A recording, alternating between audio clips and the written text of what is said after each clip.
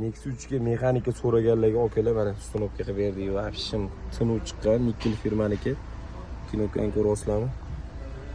Mana richaklar joylashishlari mana bu ushnolargacha ishlaydi. Bezpravdnoy patskaniylar qo'shilgan.